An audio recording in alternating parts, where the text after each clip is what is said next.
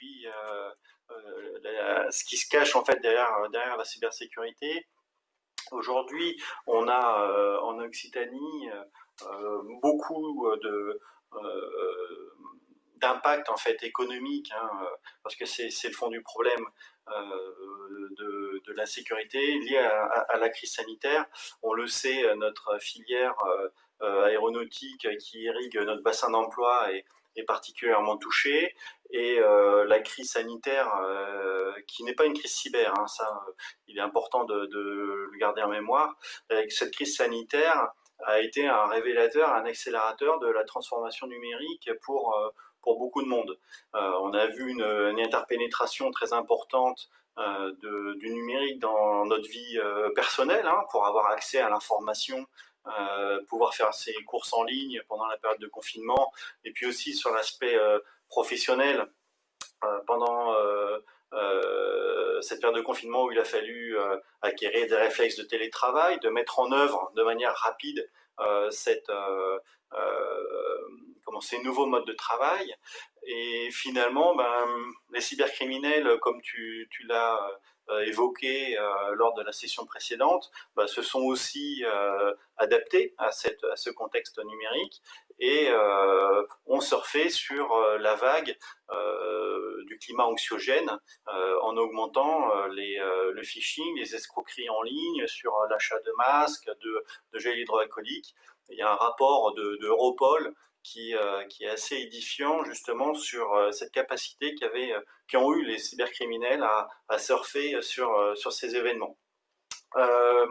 On n'a pas eu d'attaque d'envergure sur les infrastructures de santé, ça je tenais à le préciser. Bon, il y a un contre-exemple dans le Gers avec l'établissement public de santé de Lomagne, qui est un cas un peu isolé finalement, mais cette crise, elle a surtout bénéficié à la délinquance, à la petite délinquance et à la cybercriminalité, sans effet majeur, je tiens à le préciser, hein, sans effet majeur sur la sécurité nationale. Néanmoins, elle a bouleversé notre rapport à l'outil informatique, et ça, bien entendu, c'est un constat qu'on a tous fait. La crise, en fait, aujourd'hui, elle impose une réflexion sur la survie des entreprises, des plans de secours, des solutions de financement pour sauver l'emploi. Et finalement, parler cyber, ça peut paraître un peu déconnecté, hors sol. Et puis c'est un sujet de technophile, comme je disais juste à l'instant, et qui intéresse les gens qui sont capables de rentrer dans la sécurité informatique. Et puis c'est quelque chose qui semble éthéré, parce que justement on comprend pas et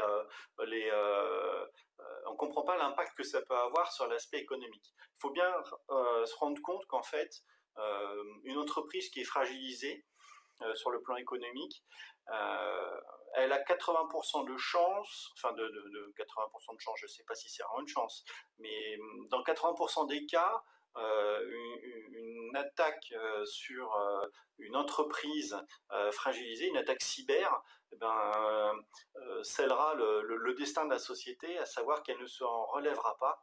Et on voit aujourd'hui que ces entreprises ne sont pas en mesure de pouvoir se relever d'une attaque pareille. Donc c'est bien sûr un facteur aggravant, hein, et aujourd'hui, dans le contexte de la transition numérique, de la pénétration, je viens de le dire, du numérique dans nos vies personnelles et professionnelles, et puis dans un élan dans lequel on va avoir besoin de réinventer en fait les services fournis par les entreprises, de proposer de nouveaux services, la cybersécurité est un élément majeur, et il faut pouvoir comprendre que ce n'est pas la cinquième roue du carrosse, et il faut l'inclure dans les restructurations de notre économie. Le maillon initial, c'est le chef d'entreprise, en fait. C'est lui qui doit qu'on doit convaincre, en fait, et qu'il faut réussir à décider, à ne pas remettre à demain ces mesures de cybersécurité et lui faire comprendre qu'il doit, au même titre que l'incendie, où tout va faire juste après le parallèle avec un véhicule, ben, il faut pouvoir lutter contre ces menaces pour pouvoir protéger son entreprise. L'état de cybersécurité, ça se décide en fait. C'est pas quelque chose qui se subit. C'est un choix politique fort qui vient du dirigeant, et il faut avoir conscience en fait de son exposition numérique et comprendre les risques. Et c'est bien là la difficulté qu'on rencontre aujourd'hui dans l'appréhension qu'ont les chefs d'entreprise à passer à une démarche proactive de protection cyber. Il y a des guides de l'ANSSI, il y a le site cybermalveillance.gouv.fr, des environnements comme la mêlée, bien entendu, qui favorise en fait, en participant aux dispositifs mis en place par la région sur la transition numérique et la cybersécurité. Donc qui favorise en fait ce prosélytisme-là, mais il ne faut pas hésiter à se faire accompagner par des professionnels de la sécurité, de la cyber, et je ne peux que recommander la consultation du catalogue des prestataires qui sont labellisés experts cyber par le site cybermalveillance.gouv.fr. Et puis, à l'échelon local, la consultation du site Cyberrock, qui est le portail qui est porté par le conseil régional sur la cybersécurité, qui est très riche, qui possède beaucoup d'informations et beaucoup de liens vers justement des possibilités d'accompagnement, même des autodiagnostics en cyber, etc. Donc en conclusion, il ne faut pas mésestimer cette menace. La crise sanitaire a été un catalyseur pour nous faire comprendre et toucher du doigt sur tous les échelons de la société qu'on avait vraiment une interdépendance très forte au numérique. Il faut bien entendu, en cas d'incident, porter plainte et donc porter plainte auprès des forces de l'ordre, donc police et gendarmerie. Et puis, comment porter plainte? En se rendant sur le site cybermalveillance.gouv.fr, qui vous proposera des parcours victimes, d'accompagnement des victimes, et puis du matériel de sensibilisation. Et donc, en termes de sensibilisation, écoute Frédéric, je te passe la main pour expliquer la très bonne optique que tu proposes pour faire de la sensibilisation et rendre cohérent et rendre tangible en fait cette sensibilisation cyber en prenant des exemples du quotidien. Merci pour votre attention et je vous souhaite une bonne écoute auprès de Frédéric. Merci beaucoup Rémi. Donc merci beaucoup. Effectivement, donc je vais essayer d'aborder, revenir sur ce sujet de sensibilisation. On voit bien que c'est quelque chose d'essentiel par rapport à cette problématique de cybersécurité. Et je me propose de le faire sous un angle un petit peu différent. En fait, ça fait quelques années que je fais pas mal de séances de sensibilisation, que ce soit en interne en entreprise ou en prestation. Et en fait, je me rends bien compte qu'à un moment donné, il y a toujours le fait d'écouter, de rester passif. Et on l'a déjà évoqué sur la première séance qui parlait de la sensibilisation. Bien souvent, après, c'est pas forcément suivi d'effet. Et à partir de ce constat-là, avec un peu de recul, ce que je voudrais, c'est vraiment à la fin de la journée, parce que là, c'est vraiment une offre de sensibilisation, c'est que les personnes repartent avec leur kit minimum de cybersécurité, où on passe, au-delà de la sensibilisation à écouter, à passer un peu en mode pratique. Mais sur des petites choses que tout le monde peut faire. Et donc, voilà, ce que je vais essayer de vous expliquer pour l'intérêt en fait de ce kit minimum cyber. Alors en mode marketing, hein, je l'ai dit chimique, hein, kit minimum cyber. Voilà. Et donc bon, juste pour me présenter, enfin voilà, je viens moi de la gendarmerie. J'ai fait 24 ans en gendarmerie en tant qu'analyste criminel. Et après, depuis 2015, je suis dans le privé où j'ai travaillé dans un CERT. Donc un centre sur les réponses à incidents, notamment sur les notions de threat intelligence. et de réponse à incidents. Et puis maintenant chez CDSF, donc Continental Digital Services France, où là notamment je m'occupe aussi pas mal de sessions de sensibilisation. Et puis je suis chargé de cours là, dans différents masters sur Toulouse. Et donc l'objectif, en fait, c'est issu d'un constat. Hein, pourquoi ce type de formation? Tout simplement parce que c'est un petit peu ce qu'on rencontre déjà aujourd'hui. C'est les gens qui vont assister à ce genre de sensibilisation. C'est déjà des gens qui sont plus ou moins sensibilisés. C'est déjà, ils ont déjà une première prise de conscience du problème. C'est-à-dire que on voit que les spécialistes entre eux ou les gens qui vont se retrouver entre pairs dans les salons cybersécurité, ils sont déjà convaincus du problème. Eux, ils savent. Donc, le gros souci, c'est quand même d'aller chercher les utilisateurs qui sont en dehors de ces salons spécialisés. Parce qu'elle est bien là, l'information à faire passer. Et c'est tout simplement en discutant autour de moi sur des choses qui nous paraissent évidentes parce qu'on est déjà un peu dans le milieu, mais du coup qui ne sont pas du tout évidents pour des gens qui sont en dehors de l'intérêt de la cybersécurité. Et pourtant, ces gens-là, ils vont être acteurs dans le monde numérique. Donc c'est vraiment ces gens-là que j'essaye de cibler. Et les grandes phrases où on entend bien souvent non, moi de toute façon, je ne fais rien de spécial, j'intéresse personne, donc je me sens complètement en dehors des problématiques de cybersécurité. Non, parce que sur le constat justement des différentes attaques, on se rend bien compte que l'utilisateur dit lambda, il est bien souvent en fait un des vecteurs de l'attaque. Donc si on veut réagir de manière stratégique, il va falloir aller aussi vers ces gens-là et du coup les éduquer. Beaucoup de séances théoriques proposées, mais peu de mise en pratique, alors qu'on sait bien que c'est quand même par l'accès à la pratique qu'on intègre beaucoup mieux les choses.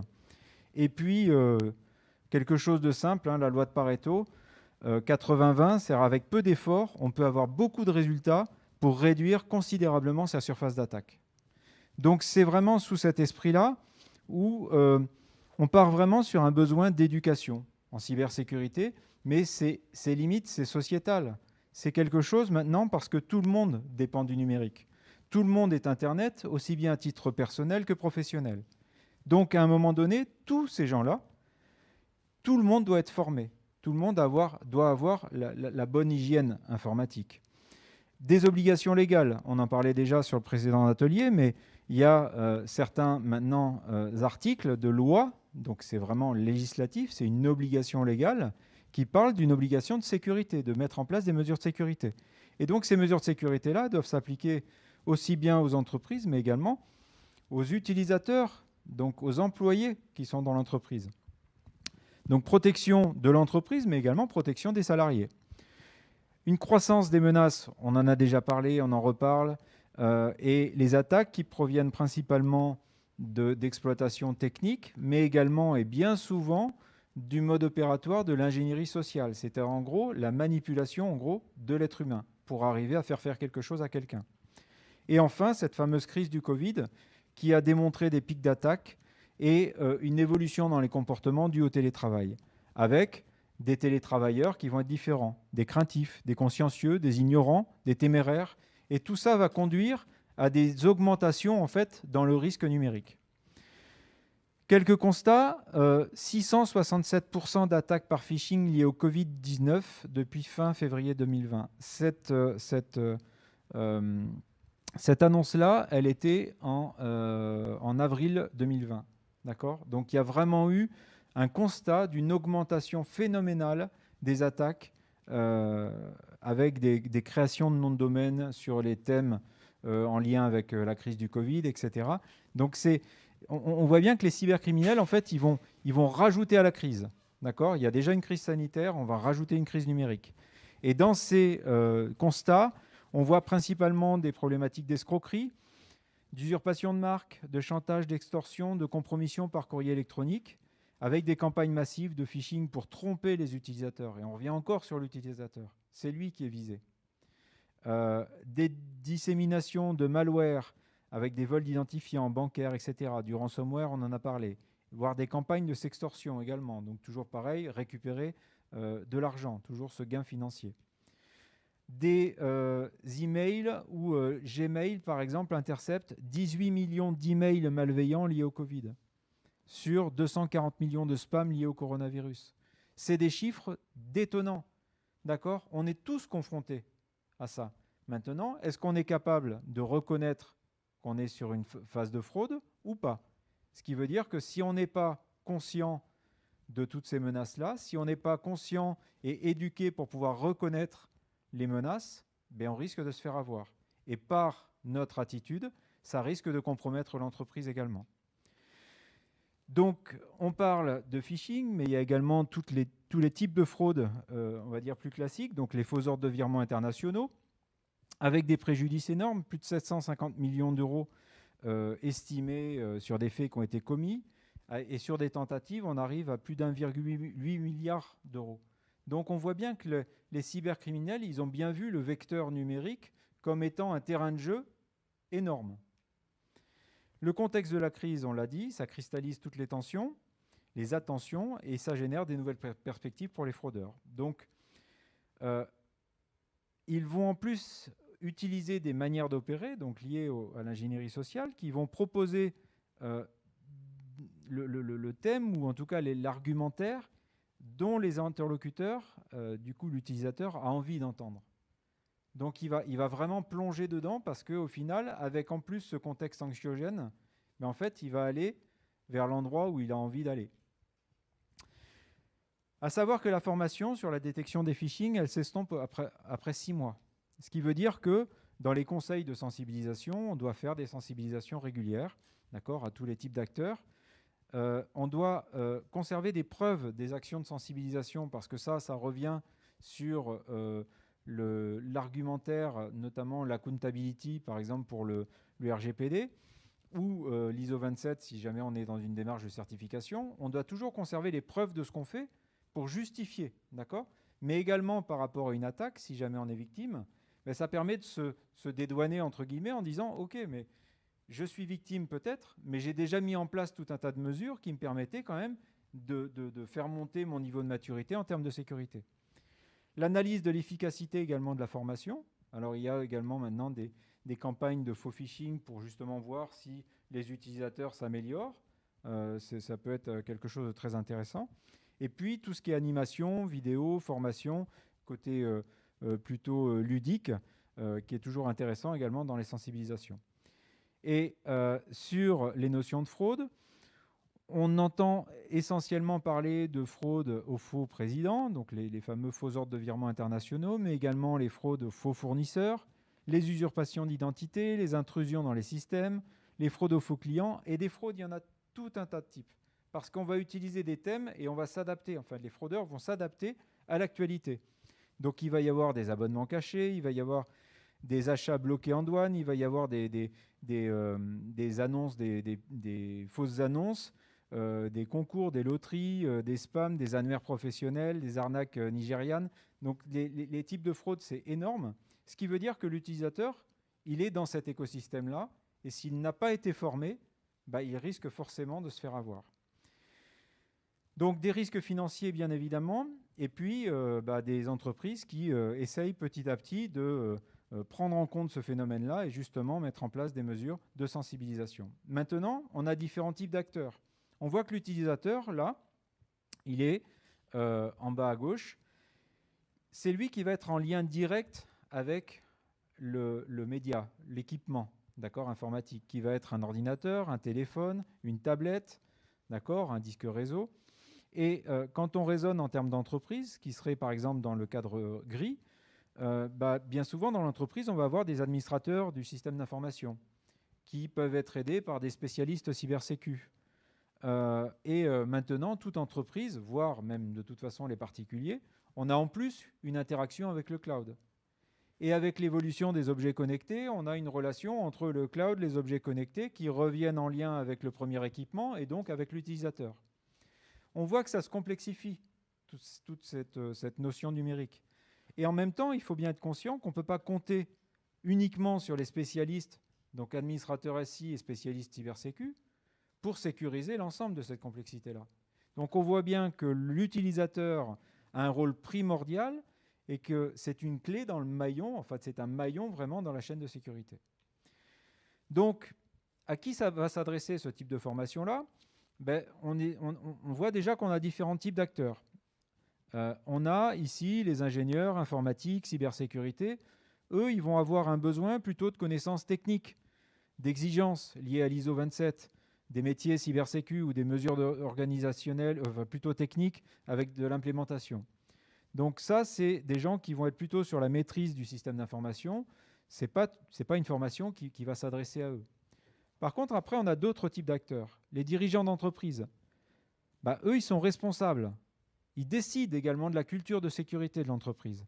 Ce qui veut dire que, comme disait Rémi tout à l'heure, ces acteurs-là sont des éléments stratégiques à toucher en fait pour de la sensibilisation, pour une prise de conscience, des prises de décision, d'une responsabilité, mais également de l'allocation de budget, d'accord, pour ce type de problématique. Et enfin, les utilisateurs d'Internet qui doivent prendre conscience des cybermenaces, de leurs responsabilités également, mais également simplement par le fait, comme on le disait tout à l'heure, qu'ils sont souvent impliqués dans la phase d'attaque. Et donc, c'est vraiment sur ces deux types d'acteurs, les dirigeants d'entreprise et l'utilisateur, que je vais essayer de cibler des sensibilisations, on va dire, plus classiques, théoriques, avec la cybersécurité, RGPD, mais ce fameux chimique, où j'aimerais bien amener un petit côté pratique, et puis surtout, cette analogie que je vais vous développer par la suite. Donc, les derniers conseils de l'ANSSI, on en parlait déjà tout à l'heure, mais j'ai repris la phrase introductive du directeur de l'ANSSI, Guillaume Poupard. Cet effort n'aura de portée que si l'ensemble de l'organisation, de la direction aux collaborateurs se saisit de ces questions et renouvelle sa vigilance. Loin de vouloir effrayer, la juste voie en la matière est bel et bien d'informer, de démystifier et de responsabiliser afin d'influencer positivement la prise de décision. Ça résume tout. C'est-à-dire que ça doit s'adresser à tout le monde et pas uniquement les gens qui sont déjà dans le métier informatique, cybersécurité, etc. On revoit bien également, parce que ce n'est pas nouveau, les fameux guides, donc le guide de l'hygiène de l'ANSSI, mais même si on réduit encore au niveau dans la simplicité, les 12 règles principales qui avaient été développées en 2015 entre l'ANSSI et la CGPME, sur les 12 règles principales, on revient sur les problématiques de mots de passe, de mise à jour, des sauvegardes. Et donc tout ce qui est en rouge, ça va être les thèmes qui vont être développés ou en tout cas pris en compte par cette fameuse sensibilisation. Parce qu'il y a des choses qui dépendent vraiment des aspects techniques, mais la plupart des autres actions et des bonnes pratiques dépendent de l'utilisateur. Donc c'est lui qu'il va falloir aller chercher. Une dernière chose sur les fraudes, également sur le dernier rapport de l'ERRMS, on voit encore ces notions de sensibilisation, formation en interne, des autres directions, des directions financières. Donc cibler également l'utilisateur par rapport à la menace. D'accord ? Et tout ça pour finir sur l'humain. L'humain, c'est souvent le premier détecteur de la fraude et un des vecteurs d'attaque essentiels. Donc encore une fois, c'est l'humain et aller vers l'humain. La plus-value, du coup, que je vous propose sur la formation chimique, c'est ce que j'expliquais tout à l'heure, au même titre que vous avez appris le code de la route et suivi des leçons pratiques de conduite pour circuler en sécurité sur un réseau routier. On peut avoir exactement la même chose sur le fait que ça soit devenu essentiel de connaître les règles de sécurité informatique, les outils indispensables pour naviguer en sécurité sur un réseau numérique. Et si on prend ce parallèle-là, on va voir qu'il y a tout un tas de choses où le conducteur du véhicule, il n'est pas forcément mécanicien, et pourtant il a appris à conduire prudemment son véhicule. Et bien dans le monde numérique, l'utilisateur d'un ordinateur, il n'est pas forcément informaticien, mais il doit apprendre à se conduire prudemment sur Internet. Donc en partant de l'usage de l'automobile que tout le monde connaît, et donc ce n'est pas réservé aux technophiles, c'est ça le truc, c'est qu'il ne faut pas leur faire peur. Bien souvent maintenant, ce que je me rends compte, c'est ça, c'est que dès qu'on parle de cyber, d'informatique et tout ça, on a toute une génération qui, voire même les jeunes, parce que les jeunes, ils sont très bons sur les réseaux sociaux, mais pas forcément sur un aspect sécurité, et donc prise de conscience des cybermenaces. Donc on a vraiment ce besoin d'éduquer dans l'usage du numérique. Et sur cette analogie, en fait, j'ai pris juste quelques points. Et si on prend tout simplement dans l'usage de l'automobile, le code de la route. Le code de la route, c'est comprendre les risques de la circulation routière. L'équivalent dans le monde du numérique, ça sera connaître les fondamentaux sur les cybermenaces. Très bien. Après, la gestion des accès. En fait, on a tous une clé de voiture. Pour nous, ça devient naturel. C'est ce qui va nous permettre d'ouvrir, de fermer, etc. Et donc, on est bien sur cette problématique d'accès. L'équivalence, ça va être la gestion des mots de passe et travailler sur l'authentification multifacteur. Avec des outils simples et gratuits ou très peu chers, mais en mettant la main à la pâte. C'est-à-dire qu'à la fin de la journée, moi, ce que je voudrais, c'est que l'utilisateur il parte avec son kit et il est capable de se débrouiller. Enfin, pour continuer, le chiffrement. Du coup, le chiffrement, c'est ce qu'on fait aussi tous les jours. Quand on va fermer la voiture, on ne va pas laisser son portefeuille sur le siège avec son argent liquide visible. C'est exactement la même chose sur nos données sensibles. On va les mettre dans le coffre, on va les sécuriser. Du coup, on va parler de chiffrement sur des choses simples, pareil. Ne serait-ce qu'un zip chiffré, ne serait-ce que du VeraCrypt, ne serait-ce que quelques outils qui peuvent être intéressants, même quand on utilise le cloud, où on va pouvoir chiffrer automatiquement et de manière transparente les données en local sur son ordinateur et qui seront transmises uniquement chiffrées sur le cloud. Des notions de sauvegarde. Qu'est-ce que c'est la sauvegarde? C'est ce qu'on va utiliser tous les jours quand on va rentrer dans la voiture, sa ceinture de sécurité. Et maintenant, c'est devenu un réflexe. La notion de sauvegarde, il faut que ça devienne un réflexe numérique. Donc l'airbag et la ceinture de sécurité, c'est quoi? C'est s'il arrive un accident, je vais limiter l'impact de l'accident. C'est tout simplement notre sauvegarde, avec des outils simples qui vont permettre de simples et gratuits, encore une fois. Alors, il y a un choix arbitraire, forcément, mais il faut le faire. En tout cas, moi, je le fais. Mais essayer de donner des choses qui puissent être utilisables à tout le monde. Enfin, pour continuer, tout ce qui est entretien, vidange, les freins, les pneus lisses, qu'est-ce que c'est? C'est juste la mise à jour automatisée des systèmes. C'est exactement la même chose. Et ça, c'est ce que tout le monde fait. Donc, en essayant de trouver cette analogie-là, les gens ils vont pouvoir se retrouver. Ils ne sont pas que dans le monde numérique. Les virages dangereux ou les routes glissantes, c'est l'ingénierie sociale. C'est comment faire pour reconnaître et détecter les phishing, les fraudes.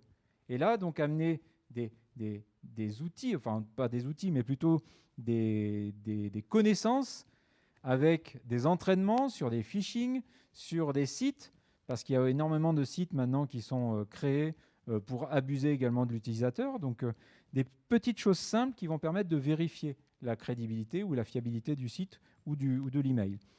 Et enfin, pour finir, comment réagir? Les premiers secours en cas d'accident. Encore une fois, on ne sera pas forcément pompier. Par contre, quand on est face à un accident, on est bien obligé d'amener sur une première mesure.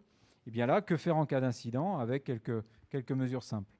Donc vous voyez bien que c'est vraiment quelques éléments clés qu'on va retrouver dans tous les guides de bonne pratique, simplement en faisant une analogie avec ce que tout le monde va retrouver en fait dans son monde quotidien lié à l'utilisation de la voiture. Donc le programme, il va retrouver les fondamentaux de cybermenaces, gérer et sécuriser les accès, sécuriser les données sensibles avec les notions de chiffrement, les sauvegardes des données, mettre à jour un système et les applications, reconnaître les fraudes et que faire en cas d'incident, avec une partie pratique où on va donner des outils, où à la fin, ils vont ressortir avec leur gestionnaire de mots de passe, avec un outil pour les sauvegardes, avec la possibilité de savoir faire un chiffrement, et puis travailler un peu sur des cas concrets de phishing ou de reconnaissance de fraude. Ensuite, il y a forcément les programmes de sensibilisation plus classiques, théoriques, avec les cas d'usage classiques, donc avec une partie sensibilisation cybersécu et RGPD. Et après, j'ai prévu aussi une formation, une sensibilisation vraiment spécifique sur les fraudes, parce que je travaille beaucoup sur le domaine, sur les escroqueries ou les fraudes sur Internet, notamment sur les cyberinvestigations que j'ai pu réaliser. Et puis, voilà, un programme qui peut être personnalisable avec des modules allant de 2 heures, la demi-journée, la journée ou plusieurs jours si on doit déterminer plusieurs choses. Et puis, après, je reviendrai sur mon cœur de métier, mais là, ça rentre un peu plus sur autre chose. C'est du coup l'analyse criminelle et l'investigation numérique avec des techniques d'OSINT, où on va pouvoir aller faire des recherches en investigation en fait, sur le net et notamment sur les fraudes. avec des méthodes d'analyse relationnelle visuelle pour l'aide à la décision et le recoupement en fait, dans les investigations et situations complexes. C'est une méthode que je suis en train de développer qui est basée sur mon cœur de métier à l'origine, sur le cumul de l'analyse criminelle, l'analyse systémique et l'analyse informatique décisionnelle. Voilà, donc en conclusion, c'est juste, voilà, c'était l'objectif d'essayer de montrer qu'il y avait un parallèle assez facile à faire, hein, qu'on a déjà rencontré maintenant. C'était essayer de le formaliser sur une sensibilisation. Donc, une formation pratique sur les fondamentaux de cybersécurité pour tout utilisateur d'Internet, sans connaissance technique particulière. Et c'est utile aussi bien à titre personnel que professionnel. Et l'objectif, c'est vraiment que ça participe à la transformation numérique de notre société, avec la possibilité de savoir pour pouvoir agir et être acteur dans la lutte contre les cybermenaces. Enfin, ça limite grandement les risques d'être victime. Et en cela, je m'appuierai sur une petite citation d'Einstein qui dit que la connaissance s'acquiert par l'expérience, tout le reste n'est que de l'information. Et du coup, l'intérêt, c'est essayer de basculer un petit peu plus de la sensibilisation orale avec un côté un peu plus pratique, mais vraiment simplifié. Voilà, je vous remercie pour votre attention et si vous avez des questions, c'est avec plaisir.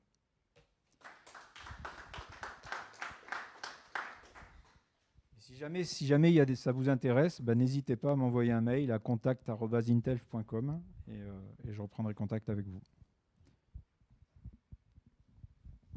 Est-ce que vous avez des questions ?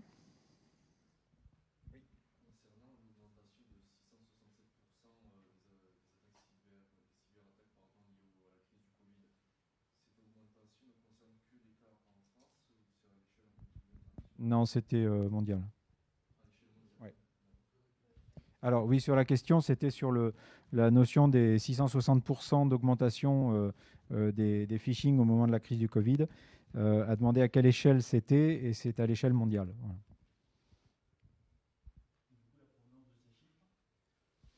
Voilà. C'était la société, alors la provenance des chiffres, d'où ça provenait, c'était la société de sécurité Barracuda. Voilà. Qui avait fait, et puis après, derrière, c'était Google qui avait sorti les chiffres concernant les phishing et les spams. Donc, c'est vraiment quand même des chiffres qui parlent, hein, c'est considérable. Donc, ça veut dire que, voilà, potentiellement, ça va vraiment toucher tout le monde. Et dans tout le monde, il y a beaucoup d'utilisateurs qui, eux, ne sont pas forcément informés, qui n'ont pas conscience de tous ces risques-là. Donc, je pense que toute la démarche à l'heure actuelle sur la transformation numérique, elle est vraiment pour cette notion d'éducation, entre guillemets. Hein, c'est pas du tout péjoratif, c'est juste que, comme on disait, on a appris à conduire. Voilà, on a fait des leçons de conduite. Et au départ, c'était pas simple, et maintenant, ça devient des réflexes. Pour le numérique, c'est pareil. Voilà, il faut juste arriver à passer le cap et rendre possible cette action de sensibilisation au plus grand nombre.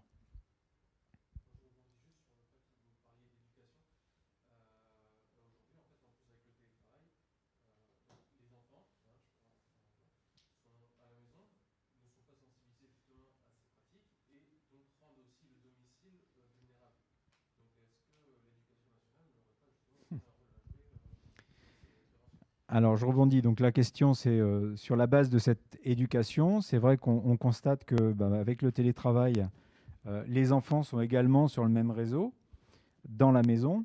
Et il y aurait tout intérêt à ce que l'éducation nationale participe également à cet effort de sensibilisation lié à la sécurité numérique. Complètement d'accord. Voilà, je pense qu'ici, tout le monde est d'accord.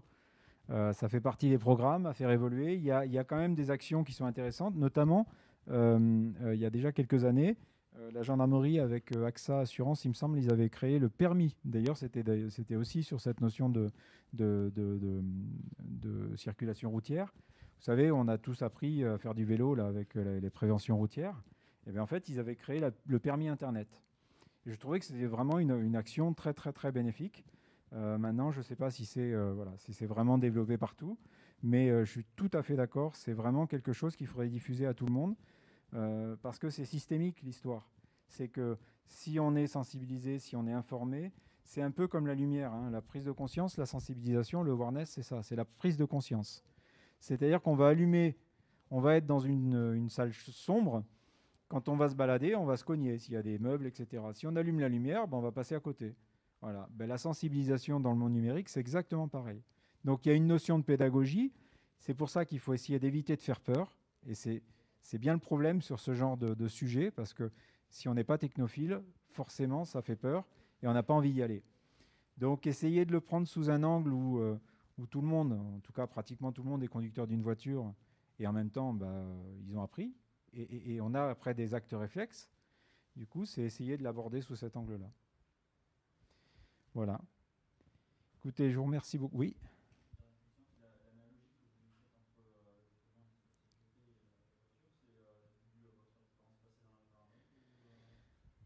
Alors j'étais pas trop sécurité routière, moi. J'étais plutôt arrêter les méchants. Euh, alors ça doit participer. Je dirais que c'est plutôt vraiment un constat d'expérience par rapport à beaucoup de séances de sensibilisation où je me rends compte que euh, c'est vraiment ça. C'est-à-dire que les gens qui ne sont pas passionnés par l'informatique, ça va être rébarbatif. Donc il faut vraiment essayer de les accrocher sur quelque chose qu'ils connaissent déjà. Et du coup, c'est vrai qu'en reprenant en fait chaque gros point des guides de bonne pratique classiques, ben, on se rend compte tout simplement hein, que c'est des choses qu'on utilise tous les jours dans un autre domaine, qui est dans un monde physique, où c'est beaucoup plus facile pour les gens qui sont non technophiles de se transposer. Et voilà, donc c'est plus une démarche personnelle. Après, on a souvent entendu parler, hein, c'est l'analogie avec la sécurité routière ou la sécurité incendie, ou etc. Et là, l'intérêt, c'était plus d'avoir une déclinaison sur chaque bonne pratique pour être capable de se projeter sur quelque chose qu'on connaît déjà. Voilà. Oui.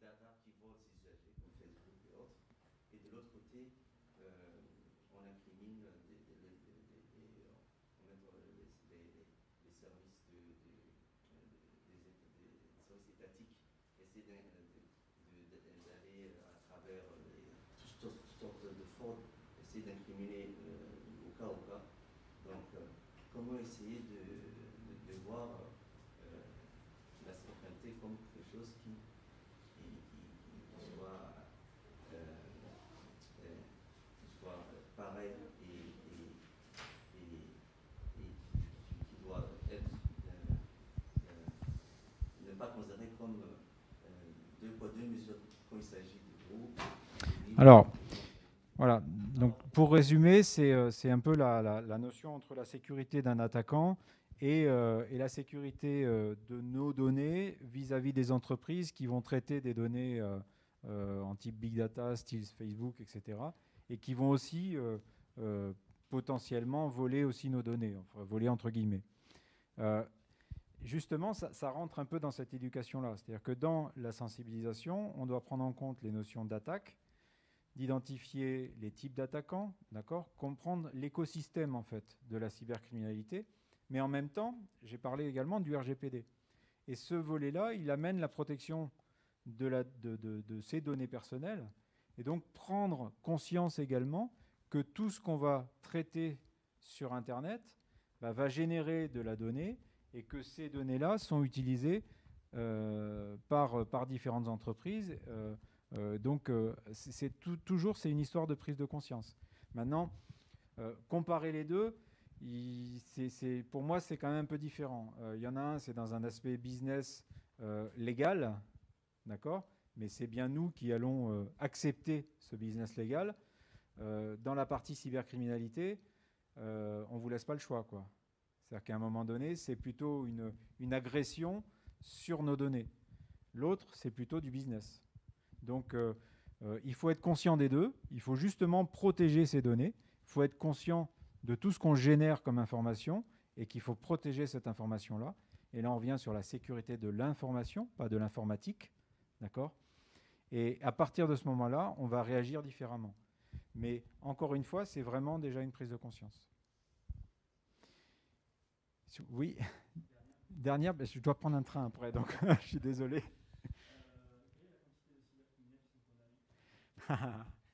Alors, j'aurais pas de chiffres.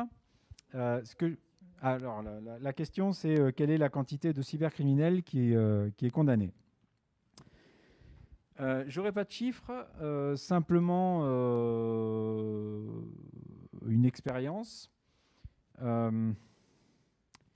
Il y a, allez, on va dire, il y a 4-5 ans, il y avait beaucoup plus de difficultés pour travailler à l'international que maintenant. Donc, cette prise de conscience également des différents États de l'obligation de travailler ensemble. Donc, la collaboration internationale, elle se fait de plus en plus. Elle se fait notamment avec Europol et Interpol, mais c'est essentiellement Europol qui va coordonner les différentes polices des différents États. Et c'est vraiment efficace. C'est-à-dire qu'il y a de plus en plus de coopération internationale. Il va y avoir des capacités même d'équipes communes d'enquête. D'accord ? Donc c'est vraiment quelque chose qui évolue. Maintenant, pour ça, la première étape, c'est déposer plainte. C'est-à-dire que la seule chose qui permet justement de faire avancer les enquêtes, c'est le recoupement. Et ça, c'était mon cœur de métier. C'est en gros, c'est le croisement des données. C'est recouper, c'est trouver des points communs, c'est trouver des fils à tirer. Et c'est que dans la multiplication des victimes qui se sont fait connaître, où on aura pu faire des prélèvements, donc récupérer des indices, des indicateurs de compromission, voire des éléments contextuels à l'enquête, qu'on pourra trouver des points communs et démontrer en fait une organisation criminelle qui est derrière. Donc c'est par la centralisation de toutes les plaintes, l'organisation et la coopération internationale qu'il y aura de plus en plus d'incrimination en fait et d'imputation. C'est pas simple, voilà, c'est pas simple, mais je trouve que depuis quelques années ça s'améliore et typiquement sur des ransomware, voilà, la grosse difficulté c'est le temps. Le temps judiciaire n'est pas le même que le temps civil normal.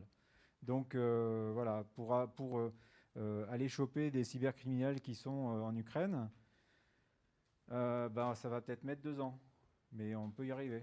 Voilà. Et ça dépend de beaucoup de choses. Mais donc, je dirais qu'il faut... En fait, encore une fois, c'est l'utilisateur, c'est la victime qui va être acteur aussi de cette capacité d'investiguer et d'aller chercher les cybercriminels. Donc c'est ce que je disais tout à l'heure. En fait, l'utilisateur là-dedans, en lui donnant cette prise de conscience, on lui redonne une responsabilité et surtout une capacité d'agir. D'accord ? Il devient acteur dans la lutte contre les cybermenaces. On ne peut plus penser que c'est que les autres qui vont nous protéger, qui va nous protéger. Ce n'est pas possible. Donc il faut que chacun puisse se prendre en compte parce que de toute façon, on est sur un écosystème numérique.